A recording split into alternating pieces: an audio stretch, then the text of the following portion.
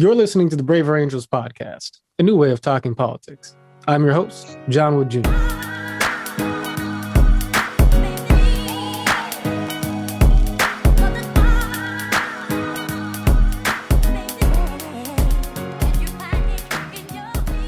And I'm joined today by my co-host, very good friend of mine, brilliant, sharp individual who's brought a whole lot of value to Braver Angels. Many of you will know him. For those of you who do not, I am joined by Mr. Silas Kulkarni. Silas, how are you doing today, buddy? I'm doing good. Thanks, John. Excellent. It was good to have you on, my friend. And it is good to be joined by Ms. Sheba Williams, the founder of No Left Turns, a person with a remarkable life story and life's mission that we are about to hear all about for the benefit of our listeners today. Sheba, thank you so much for joining us on the Braver Angels podcast. Yes, good afternoon. Thank you for having me. Absolutely. Well, no, it is a pleasure and an honor. You had an appearance at a Braver Angels debate on HR 1 and voting rights relatively recently, where I know you made a strong impact on many people who are watching and attending that program. And I think that we're going to circle back and talk a little bit about that experience and the larger sort of issues of voting rights and race as we get further down in the conversation. But to start with, Sheba, I'd love for you to tell us, first of all, who you are, what is the nature of the work that you do, and what is the story that you bring with you into the work of advocating for the formerly incarcerated that gives you a perspective and an understanding of the experience and the challenges that people have coming out of the criminal justice system and seeking to reintegrate into society? Can you tell us about your work and your story? Sure. So I'm Sheba Williams. I am the executive director and founder of Richmond, Virginia-based nonprofit called No Left Turns. We started our organization at the end of 2015, early 2016. We're actually coming up on our 5-year mark in October because my husband and I moved back to Richmond in 2012. And between the two of us, we had put in over 1,000 job applications and didn't receive one call back. Oh, wow. I was wrongfully convicted of a crime in 2004, and he was incarcerated at the age of 15, tried as an adult, and sentenced to 74 years. Clearly, he didn't do 74 years. He appealed a lot of his cases and ended up doing 10 years the first time. He violated after a year and a half and went back to prison for 8.5 years. So by the time he was 36, he had done more time in prison than out. We rebuilt, we reshaped, we started our own businesses. He got his CDL and things like that. But there was still a fundamental problem with getting people back to work and getting to the fundamental things that they need to be successful and not reoffend or go back into the system. And then everybody knows 2016, our national election led to a fight about voting rights. So our governor at the time, Governor Terry McAuliffe, who is also running for governor again this year, wanted to reinstate the rights of over 231,000 individuals who had been disenfranchised because of a felony conviction. It took a fight. Republicans took it to the Supreme Court, and they rescinded those 231,000 people's rights. So we went door to door, street to street, corner to corner, knocking on doors, finding individuals who needed to get their rights reinstated so that they could be eligible to vote. And that's how we got really involved in the voting rights process. But over time, I found that there were so many barriers that come to a person after they have done their so-called state-sanctioned time. So, for instance, with me, I was only sentenced to 5 years of probation, but I was disenfranchised for 9 years because I was stuck on probation. Now, I don't know if people have followed, but the past special session, and we've had a ton of special sessions since 2020, our state passed House Bill, I think it's a joint resolution 555, where people who are on probation are allowed to vote. The only people who are restricted from voting are people who are in actual physical institutions, which is huge. It's a constitutional amendment that will take 2 passes through legislation, and then it'll be on the 2020 referendum 2020 ballot as a referendum for people to vote on at the end of 2022. So we're still fighting, we're still fighting for all of the fundamental rights of a person who has been convicted of a crime to be able to move past that conviction. And that is a long, sort of very brief description of like how I got into the work and why I'm so passionate about what I do at No Left Turns. Shiva, could you tell us more about the different program areas that No Left Turns works in? Because when I first met you and I learned about all the work you do, I was just amazed at how such a small nonprofit could do so much work for so many people. So sure. The very fundamental basis of our programming, which we put on pause for 2020 when the pandemic hit, the fundamental basis was making sure that people were able to find a job that paid well, so they were able to sustain themselves, find housing that was safe and affordable, reinstate their right to vote. Some people get involved in mentoring, some people get involved in advocacy work. What I learned over time was that we could do the best at programming that we could do, but if we didn't get involved in changing some of the policies and the laws that plague people, we would just be spinning our wheels. So in this past few special sessions and legislative process, we got involved in work to get the first expungement bill passed for people with past convictions. It passed on July 1, 2021, but we are not able to use that process until 2025 because of some data issues with Virginia State Police and their systems that need to be updated. We're trying to get it expedited in the next session or next special session because I think we have another one coming up in August. We abolished the death penalty in Virginia. We got rid of some probation reforms that were keeping people stuck on probation for years. We're doing some fines and fees work. But the real center of how we get so much done is we center community. We give people the tools that they need to be able to advocate for themselves. So while a lot of times we're indirectly related to where people go in their journey, we do train people on how to approach advocacy, how to get involved at the legislative level, not just during the 3 months that we have a General Assembly, but year round, getting in contact with legislators, getting in contact with employers and housing managers to try to gain second chance partners who will rent and employ people who have past convictions. We've worked with our Attorney General for Fair Housing to try to get some housing managers to see the benefit of housing people who have past convictions. So technically, whatever kind of comes up in the mix of our work is where we kind of jump in, and it's all intentional because people learn that there are so many barriers and there are so many intersectional things that come into play when we're talking about addressing a person's need. I always say we don't do traditional programming because each individual has different needs. Someone will come in and do an intake application and they may need housing. They may need help with signing up for social services or education programs, or they may need help navigating things like the 20-year look back period on a licensing application. Even though our Department of Corrections has all of these trades that a person can get while they're incarcerated, you still come home and have to fight with the licensing board to apply or even be eligible for your license sometimes. I am a licensed barber and instructor by trade. I lost my license for 16 months because they have a question on the application that says, have you been convicted of a crime in the past 20 years?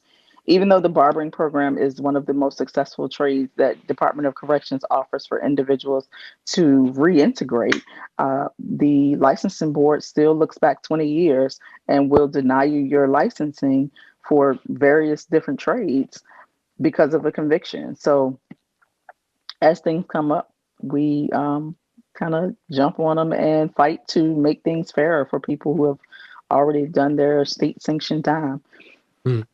It is pretty amazing how much of the emphasis around the way we understand the criminal justice system falls on punishment and penalty, and yet, sense to steer away from rehabilitation, reintegration in society. I think that it's easy to look at the system and think that once we send people to jail, that we lose our concern for them as human beings, forgetting the fact that they are going to be our neighbors, they are going to be ideally our coworkers and people we operate society with, as they come back into society, which should be what we want, right? So the work you're describing is fascinating and important. It makes me think. I have a friend named, I don't know if you're familiar with a man named John Ponder. He has an organization called Hope for Prisoners, which does very similar work. Does that name ring a bell by any chance? Not right off.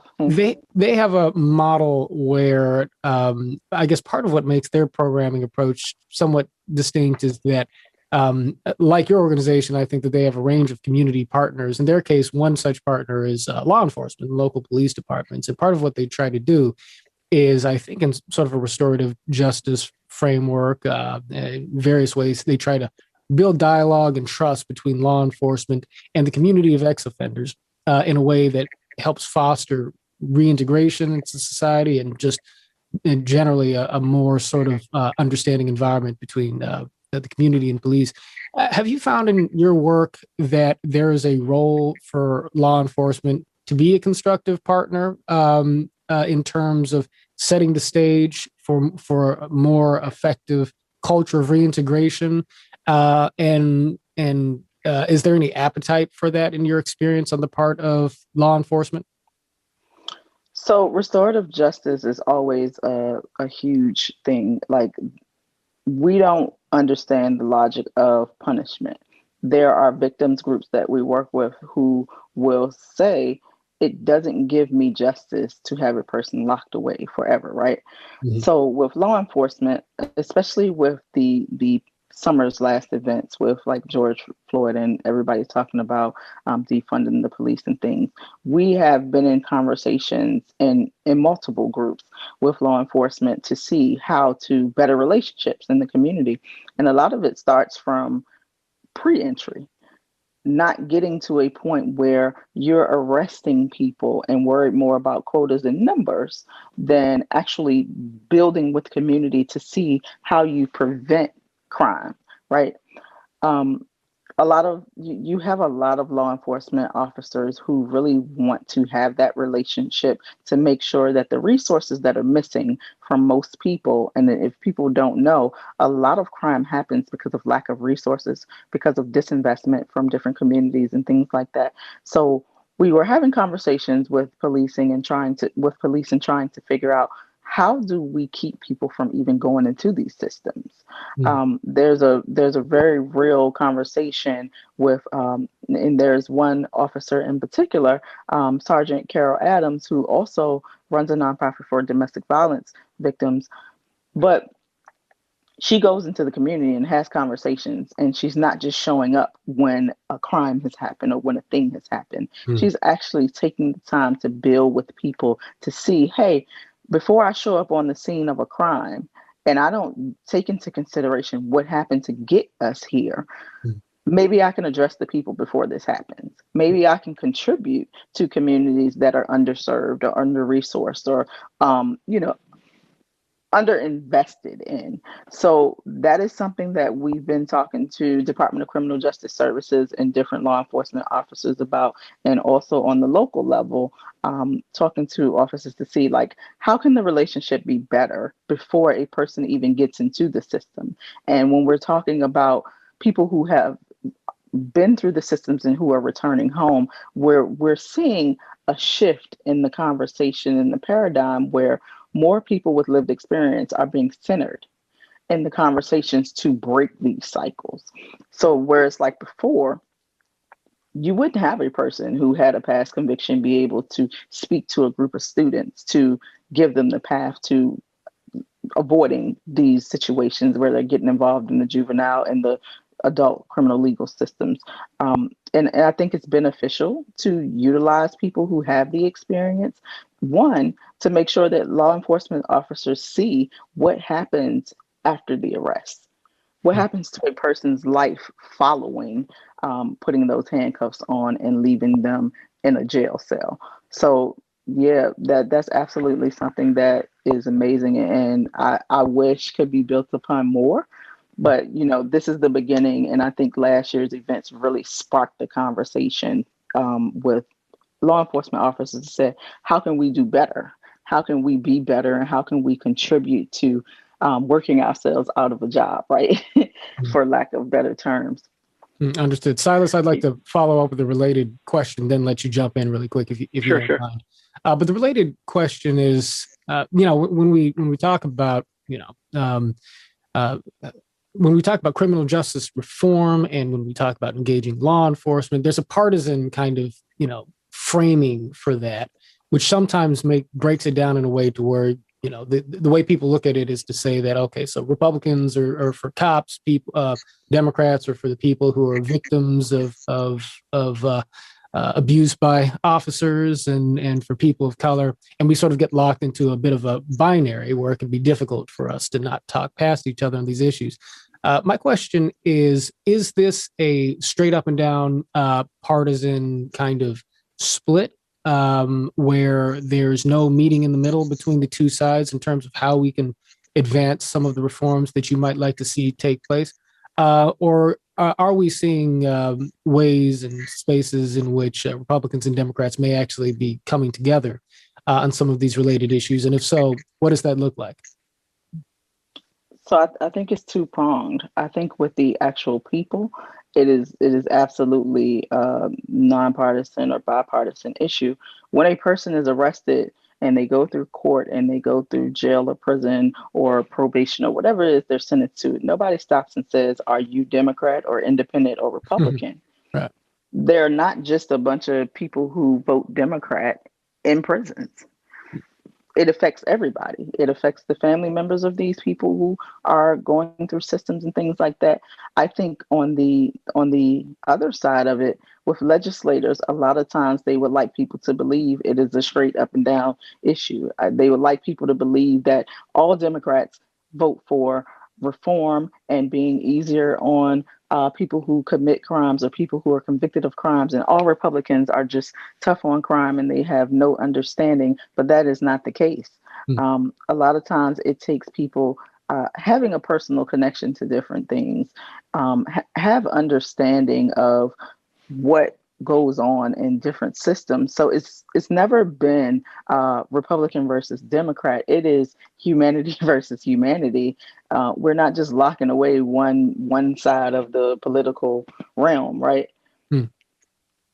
And I think that's what people fail to realize when in 2016, when the fight was on for voting rights for people who had been disenfranchised, there was a lot of conversation about, oh, we're giving all of these Democrats the right and we're stacking the vote. But what people didn't realize is there were a lot of people who voted Republican who benefited from being enfranchised again. So that's something really important to understand, that it's not just a party thing. And nobody asks. Nobody asks, what party line are you on when we reinstate your rights or when we take your rights away? You lose your right if you are convicted of a felony offense, period. Sounds like the conversation on the ground may look a little bit different than the conversation on cable news. Silas, why don't you go ahead and jump in? Well, honestly, that was really related to exactly what I was thinking about as well. It seems like what you're saying, Sheba, is that there's a lot of people on either side of the aisle or any other place along the political spectrum who are affected by this. But then when it gets to politicians, it gets turned into a partisan issue.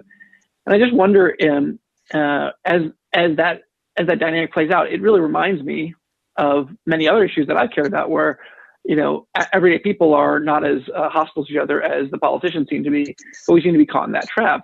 And I wonder if you found ways of building bipartisan coalitions at the level of the politicians, because it seems like there's this disjuncture. And I guess from my viewpoint, and I'm curious, you know a lot more than me, from my viewpoint, at the partisan politician level, it does become very left-right. It's like you have on the voting rights issues, really stark Republican Democrat kind of lining up legislator-wise. And I wonder if you found any techniques to break through that, especially given the reality that people on the ground affected by this aren't all one party. So not very much success in it, but I think the The best example is abolishing the death penalty this last special session. It absolutely became an issue where both sides weighed in and made it happen. And what happened, we talked to victims of crime. We talked to people who had been impacted by someone who was a capital murder suspect, myself included. I lost a good friend and her 15-year-old son were killed in 2017 by her husband. It was a capital murder case. He ended up taking a plea for life in prison, but we talked to people who would normally oppose abolishing the death penalty. It took the group effort to make this happen. It didn't just happen with just because we had Democratic majority. It happened because people who have really been impacted by these issues stepped up and testified and said, listen, I don't get any resolve from seeing a person murdered by the state. And that was like a huge example of setting aside differences and listening to a person in their perspective and being open to understanding that all people are impacted by these things. It's not just one party over the other, because these things happen in our community and nobody is thinking about, well, okay, I'm Republican, I'm not going to shoot up a school today. I'm Democrat, I'm not going to shoot up a school today. Mental health is an issue for everybody.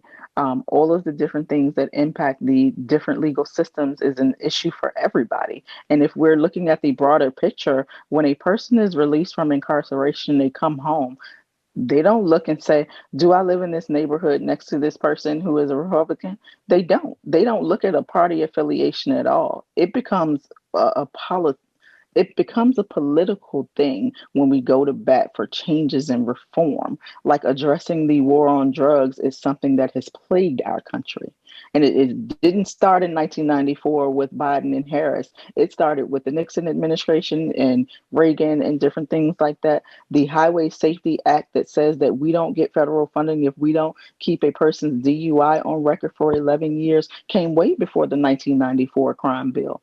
So when we have people who go to prison and come home, it is a community issue, because if that person can't go to work and you're impacted by these things, whether you believe it or not, if you don't have someone who has directly been in the systems, you are a taxpayer who pays dollars to build new prisons and juvenile justice facilities. You are a person who pays taxes for people who can't get hired, even with all their credentials and degrees, and they go to sign up for Medicaid or SNAP or TANF. Either you are paying for it in your tax dollars or you are paying for it with political capital and blood, sweat, and tears because you have a loved one who's been impacted by these systems. So there are a lot of people who will say it is Democrat versus Republican, but it's absolutely not. Well, and certainly a lot of sorry, John, do you want to go with me? I was just going to make the remark that certainly a lot of the policies that set the stage, in many people's opinions, at least, for the problems of mass incarceration, some of the effects that you're working to counter, Sheba, were bipartisan policies, right? And so it makes sense that the solutions, we should open up our minds to the idea that they could be bipartisan as well and work in that direction. But that's just a comment. Silas, go ahead and jump in. Well, the thing that I heard you say, Sheba, and I really wanted to pause on this as something, to my mind, crucial to the conversation, is that the ability to get beyond sort of political posturing and get to real changes is based on centering the lived experiences of people who have gone through the system. And that seems to be central to what Braver Angels does also. So much of what Braver Angels does is take a political stereotype of somebody on the other side and then ask you to talk to a real person and hear what they actually think and feel. And then suddenly you feel differently about the issue. Having said that, what strikes me as one of the most challenging things about issues around incarceration is our society has set it up so that it is impossible to access people who are incarcerated. My wife is a pastor, and she used to do pastoral work in a prison. It took months for her to even just be allowed to step foot in the place. And every time it was this huge process. And, ultimately she wasn't able to provide 1/10 the services or the care pastorally that she would have to people in that circumstance because of all the ways we've made it impossible to even see the people who are behind bars. And then when people come out of the system, very often they're relegated to the margins of society because they can't get a job or they can't be part of the political process or things like that. And so once again, people are hidden from view. So I guess I just wonder if you could speak to how do we overcome that element of hiding from view, removing from the conversation the people who are most impacted by the policies themselves. So I can't say that Virginia's Department of Corrections has gotten better with allowing people who are impacted by these systems to be volunteers in the system. I'm a statewide volunteer. It took some time. It took getting fingerprinted at a Virginia State Police headquarters, which was, a little traumatizing in itself. But going in, I connect with the different reentry councils who are headed kind of by parole and probation, who see these people when they first step foot out of prisons. But it's not an easy thing. Like you said, they are hidden from view. I believe like when people go into prisons, it's really easy to forget those individuals and not connect with them. You see a lot of people who have family who has disconnected, and we work really hard to do family reunification and building, not just when they step outside of that facility, but while they're still incarcerated. So it's a difficult thing, but we have to kind of be creative about how we connect with people. We set up JPay, which, if people don't know, that is the system that takes money away from families to communicate with their loved ones. And it is absolutely something that preys on people who have loved ones in the system. But those are our options. Write letters or send emails through JPay or connect through phone calls. Difficult because if sometimes if you're sending literature in, they make it really difficult to send things in. They make copies of cards and like postcards, and sometimes your communication doesn't get in when it's supposed to. But patience. We have a ton of patience. We have a ton of volunteers who do the work. Like I remember for like Father's Day, we did an event where we did postcards just to send people well messages, but it's not easy. And it's not designed to be easy. Even though we say rehabilitation is the goal, you separate people, you send them to faraway places, you have them in rural communities where people sometimes don't even have access to get to their loved ones, to see them even if they wanted to.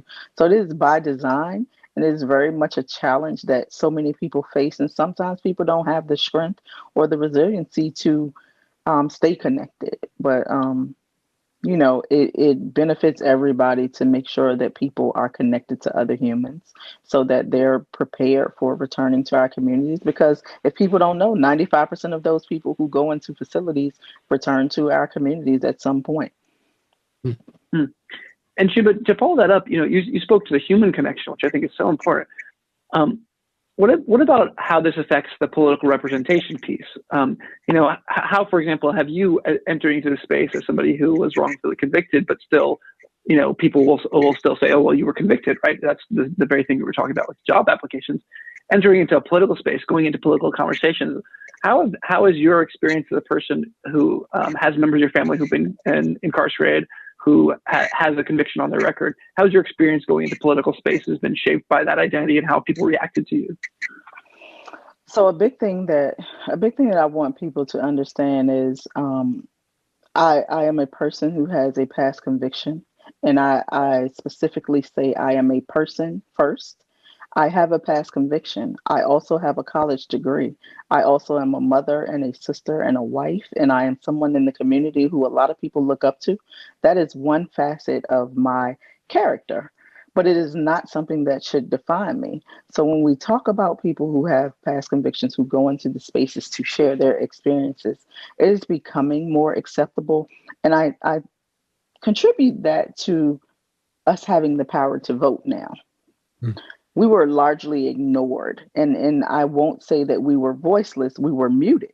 We weren't voiceless because we've always had opinions and obligations, but we're able to vote for people who represent our kids on school boards. We're able to vote for people who are on city council and our governors and our presidents and, all of the different people who represent us. And it's not something that has been happening for a long time. This just recently happened. Like, we are in the middle of this constitutional amendment to make sure that people who are on probation can vote. So for a long time, when you see all of the politicians go and send mailers out to different houses and knock on different doors, they use different apps like, mobile van and different things like that. And if they don't see a voting history, they pass by your house. Mhm. They pass by sending you messages as if you're not a part of this community. But as we start to move forward to make sure that everybody in the community is able to utilize their vote, now they have to do more groundwork and talk to people who come from more diverse backgrounds. And what I tell people, especially people whose rights we help get reinstated, you don't just get the right to vote. You get the right to serve on juries. You get the right to run for political office and be a notary public. Utilize that. And if you do not like what you see in front of you, be the person who makes the change. So people who are in the political space have to expand their horizons a lot of times. But I'll share like what happens. A lot of times we will go into the General Assembly, and last year has all been virtual, but we will go into General Assembly and we will speak about our experiences as people who have been convicted, people who have crimes, and we have to listen to people use words like ex-offender and felon and violent or non-violent, or they judge and they point the finger based on what you have done in the past, and they disregard all of the things that you have done that are successful. I own every facet of my life and everything that I am described as, but I rise above all of the negativity, right? There are still people who don't look at individuals who have been convicted as people. But at the end of the day, we are all people.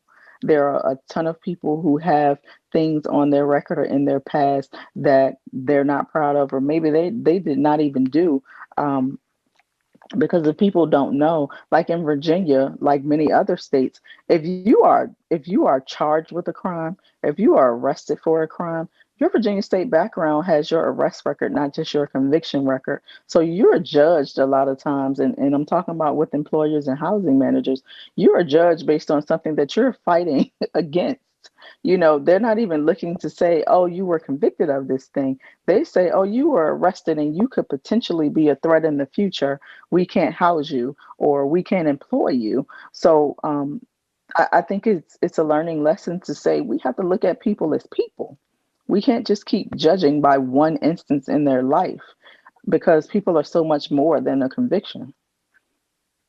Indeed. On the No Left Turns website, I think that you talk some about how it is that employment is vital because it grounds a person in their relationships to I'm not quoting directly, but in their relationships to the community around them, right?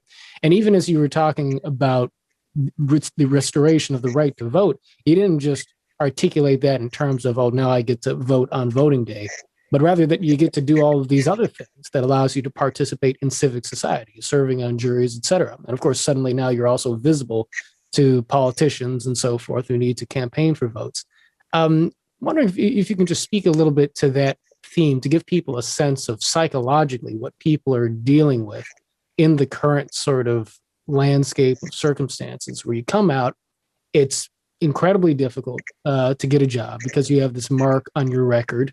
Depending on the law, you're not able to engage civically, and suddenly you don't have the easy ways of being able to participate in society.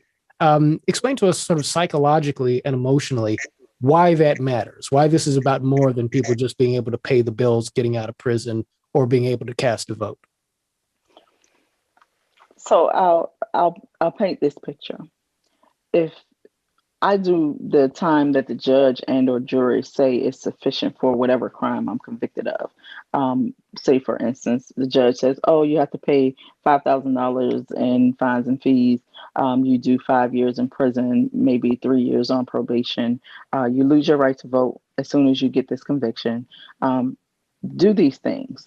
I go to prison.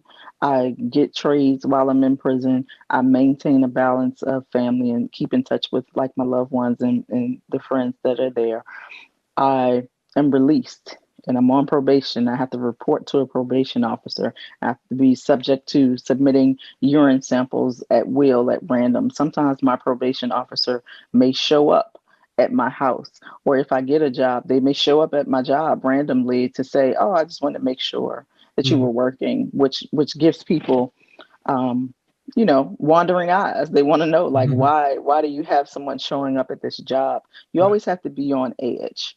So say, for instance, you get out and you put in applications. There are some employers that just throw it away. There are some employers who say, we don't hire people at all. They say, we'll make a judgment based on how the interview goes, because in some places we have ban the box, right? Mm-hmm. Ban the box was good in theory, but it's problematic in the fact that, say you take a job because you have to provide for your kids and your family and things like that. You take a job and you're looking for something better. So you're working at this job, you come to work every day, been on time, you do all the things, you're a great employee, and you're looking for another job that pays you more maybe, or has better benefits. You go on this interview, you do great, you are qualified, you have all the credentials, you do all the things, and they say, well, tell me about this past conviction. You talk about the conviction. They know what's at stake. They'll ask you all the questions about a conviction, and then they say, this interview went well, you're the most qualified person, we're going to offer you a job pending a background check. Now, you had a conversation about what was on your background check. They say, we give you a job offer. To me, I hear, I can give 2 weeks notice at this other job so that my flow of income can stop, because sometimes I'm living paycheck to paycheck. Sure. And I'm trying to build, and your background checks comes back. It has exactly what you discussed with this employer on it. And they say, well, we can't give you this job. Now you've quit another job because they told you that you've been offered this job, and now you're without. And if you're without and you're on probation, sometimes that may be enough to get you violated, because the terms of your probation are that you are gainfully employed all the time. So there's always a constant stressor. There's always something that says, am I going to have to answer this question? Because every application that you see has a question about a past conviction. If you want to be a volunteer at your kid's school, if you want to be a chaperone at your kid's school, if you want to serve on different committees or go into different spaces, if you want to work, at certain facilities or volunteer for different things, they always come to this question about a past conviction. And everybody says, oh, be honest, and you're honest, and you're still penalized for it. So you live with this thing. You have to make decisions, because if you have a family, and it may not just be kids, it may be, your mother, like you may be released from incarceration. You don't qualify for certain housing for 7 to 10 years sometimes. And for people who don't know, HUD has a so-called protection that says that there can't be a blanket discrimination against people who have past convictions, but you're absolutely able to say, we looked at it on a case-by-case basis and no, we can't rent to you. So every challenge is there. And it's like, there are protections for so many things, but not for a person who has a past conviction. And if we're being realistic, 1 in 3 adults in America has a past conviction, right? So we're essentially discriminating against 33% of the country for something that they have already paid their quote unquote debt to society for. And it is legal. It is legal to have collateral consequences, which are things that come after the sentence, things that come after you have done your time and paid your fines and fees or restitution or whatever debts there are that we say is sufficient. So what we're essentially doing is saying we're never going to let go of this one instance in your life that happened.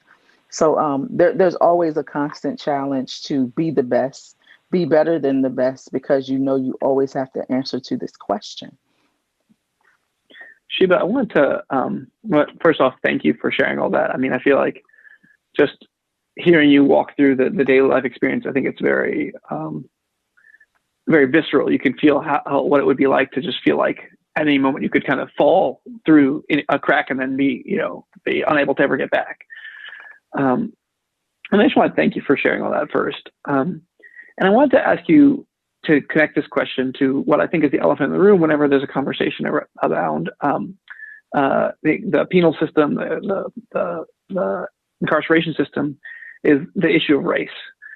For those who don't know, Sheba first came to a Brave Angel event speaking at one of our debates on HR1, which is the voting law, and gave a very passionate speech and powerful speech that talked about the connection of our nation's voting laws to issues of race. Good evening, everybody. My name is Sheba Williams. I am the founder of No Left Turns in Richmond, Virginia. I will look to history to explain my support of HR1. America prides itself on being a country where all men are created equal, yet they have historically been inequities in race, wealth, social equity, education, housing and food access, and most significantly, voting rights. 402 years ago, slavery began on a small colony in Virginia, now known as Jamestown. I was born and raised in Richmond, Virginia, the capital of the Confederacy, and a state that staunchly supported slavery, poll taxes, literacy tests, Black codes, Jim Crow laws, lynching, mass incarceration, and felony disenfranchisement. In 1902, Virginia held a convention that brought together many legislators to address voting rights. And according to Carter Glass, the most significant goal was to disenfranchise as many newly freed slaves as possible. We have essentially eliminated slavery, poll taxes, literacy tests, Black codes, and most Jim Crow laws. But tonight, on the 1-year anniversary of the murder of George Floyd, we know that lynching, mass incarceration, and felony disenfranchise still exist. 6.1 million Americans have a felony conviction. Prior to 2021, Vermont, Maine, and the District of Columbia were the only states where people lost their voting rights did not lose their voting rights unless they were deemed to be morally inept to make civic decisions about their own lives. That includes school board, city council, House, Senate, and presidential candidates. The For the People Act is one of the most transformative democracy reforms in more than 4 decades that seeks to protect the rights of all people. We know that voting rights of the most vulnerable Americans have constantly been under attack since the inception of this country. Purging voter rolls has long since been a tool to disenfranchise otherwise eligible voters. Campaign finance, ethics, and accountability reform is necessary because transparency and special interest has guided many of the most well-intended bills for centuries. If we all love this country and believe that all people should be afforded the right to civic engagement, then we will vote for HR1 and protect it at all costs to ensure that all people truly are able to engage in the civic process. Could you tell us a little bit about this and speak to how you see the issues of race and incarceration interacting, and where you think we can go as a country to move forward around that point specifically? So, race has always been an issue. If we're going back to the root of mass incarceration, and I always say mass incarceration is slavery by another name. There are white people who are incarcerated. There are Hispanic and Asian people who are incarcerated, but the overwhelming majority of individuals who are incarcerated are Black and brown people in a system. And it is no secret that we get over-policed more, we get overcharged more, we are over-incarcerated more. And that is just all we can say to that. When we're talking about opportunities to thrive, who gets offered jobs sometimes, people will say it's not race related, but if you look at the dynamics of different companies and corporations, you will see that there is no diversity. There is a lower population of Black and brown people who are employed. There was redlining. There was a very intentional move to gentrify neighborhoods, and gentrification isn't about Black people taking over communities where white people used to thrive. It is very intentional acts of menace to take away from Black communities who thrive. When we're talking about every facet of life, race is an issue, whether people want to believe it or not. Our prisons are filled with 3 times more Black and brown people than white people, even if they commit crimes at the same rates. And that has always been an issue. And we're coming to a point of reckoning in our country with the war on drugs, and the war on drugs has been centered a lot in changing policies, not just getting rid of things, but making atones for how we treated Black and brown people in the past. You will hear a lot of politicians run on their campaign to say we have to find ways to be more equitable, not just equal, but equitable to Black and brown people who have been intentionally targeted in the past and have been arrested in the past and who live with convictions in the past. Race may be something that people disregard, but it is not something to brush off and pretend as if it's not a very real thing, because we know that opinions are formed about people of color based on personal bias a lot of times, a lot more than others. And like even in reentry work that I do, I see my white individuals who I work with get placed in jobs faster, get placed in housing faster. They may have the same crimes, but they get opportunities faster than a lot of our people of color who we work with. So that is just being honest about where we stand. And if we're going back through history, we know that with slavery, people were disenfranchised intentionally. In our 1902 convention here in Virginia, there was a statement by Carter Glass that said, slavery was ended, but we have to be as intentional as possible about disenfranchising the darky, which is in reference to Black people who were newly freed slaves. That cycle has gone on since the beginning of time. We had Jim Crow laws, we had Black codes, we had different voter suppression tactics, we had lynching. All of these things flow into more modern and updated means of taking away from resources and making sure that race is centered in everything that we do. I want to give it to John next, but I do want to just address one piece of that that came up there, which was in talking about the way in which race feeds through all these systems. You know, I think that there'll be some people, and I'm just going to say this, is certainly not my opinion, but I'm going to say it because I think it's important to get out there. We'll say, people think that's the case, and it used to be the case, but it's not the case anymore. But I want to just give one example related to what you said when you talked about your experience that the white returning citizens that you're working with get job placements at higher rates than the Black returning citizens, even if they have been convicted for the same crime. There was actually an experiment done that had letters sent to people asking for a job by a white man, a purported white man. It was an experiment, so it wasn't real. You know, a purported white man who had claimed to have been convicted of actually second-degree murder, and a Black man who claimed to be convicted of car theft. And the white man got, the imaginary white man in the study got more job request applications back or offers for assistance, which I just think, you know, it's really interesting because someone could say, well, you know, I don't see that in my workplace. But when you look at it in an example of, like, you know, a population who's returning from incarceration, what assumptions are people bringing to the same crime, to the same person, to the same circumstances? So, John, I'll be happy to pass it to you. I know that you've been waiting for a while. No, that's fine. I wish we had enough time to go deeper on this particular subject, because obviously the policies that we're talking about connect to a history that is fraught with injustice, and the current controversy, the current conversation I think that we're having in America today revolves in part around, well, just how directly does that history actually bear upon current policies, current ways in which people are treated in the country.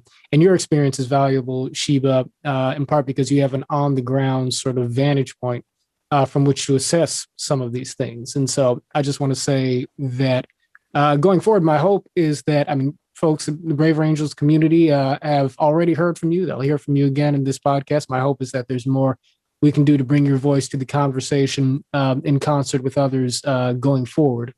And along those lines, as we move towards a close here, my question for you, Sheba, is, so in the work of Braver Angels, of course, what we strive to do is to give people the opportunity to show up in the full authenticity of who they are, and their identities and their politics, et cetera, for the purposes not of clubbing each other to death in arguments and debates that are really just people shouting past each other, but in the context of our sharing our experiences alongside our convictions so we can understand one another better, even as we try and reason past our disagreements to move forward on issues that matter. And so what I'd like to ask is, how is it that do you see your experience and the experience that you have working on the ground with returning citizens as having lessons for broader America and broader society in terms of how we can treat each other in a way, communicate with each other in a way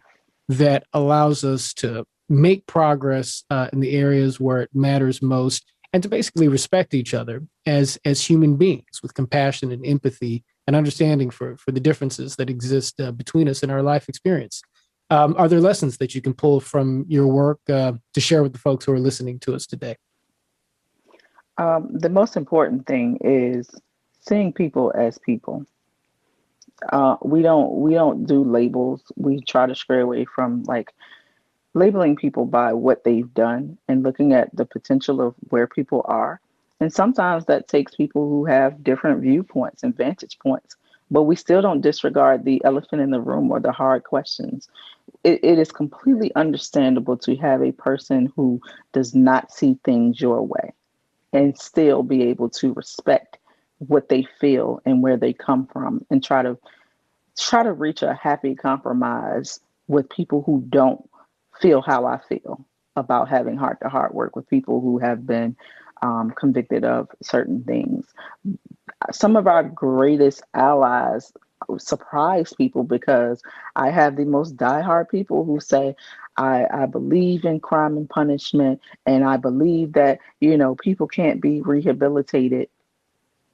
Be open to conversations with people who have been convicted. We had an instance where a young man was convicted and sentenced to 50 years for a car accident. Now, on paper, he has been convicted of a violent offense. But if you meet this young man who is a young, vibrant 22-year-old now who has autism, who is skilled in playing the piano, who has all of these gifts and skills to bring to the conversation in the room and the relationships, they have a conversation with them and they say things like, what I hear a lot is, you don't seem like a person who has been convicted of a crime. You don't seem like a person who has autism. You have to look past what you think a person is and dive into building real one-to-one relationships. You can't generalize a population of people, and the people who are fighting for things like I fight for have to understand that we can't just be one-sided on our debate, and we can't just hear things that we want to hear and disregard the very real concerns of people who may not be where we are in terms of forgiveness. But at the center and core of it all is being willing to listen and be open-minded, being willing to understand that this could be you at any given moment, or your loved one, or somebody you really care about, and how would you want them to be able to act and engage in society once they've gotten to this point. Well, that sounds like Braver Angels wisdom to me. So, Sheba, I really appreciate you sharing that with us and just sharing your story, and giving us a window into who you are as a person and the heart required for doing the work that you do. It is a powerful testimony to the ways in which we can draw from the pains of our experiences in order to enrich the life of others. And so it's about time for us to take it to a close. Silas, is there anything that you want to say in closing here before we wrap up officially? Yeah, just a couple of things. I mean, for one, I think for anybody who wants to learn more about Sheba and her work, you can check out her organization's website, No Left Turns. No left is the word felon backwards. noleftturns.org. One T, not two. And we'll include. You can also Google Sheba. And we'll include a link. Wonderful, yeah. Below. Yeah. And then you can also Google Sheba. She's been in the news more than once for her tremendous work. I'd also just say I'd love it if we could link in the notes here the speech in which Sheba spoke, but also Braver Angels is continuing an ongoing set of conversations about race, which as relates to many different issues, particularly whether our society is moving forward and how. So actually tomorrow night we'll be debating whether America is a racist nation. And so, Sheba, I'd love for you to tune into that one and see what people have to say there. And I hope that many of our listeners will tune in there also.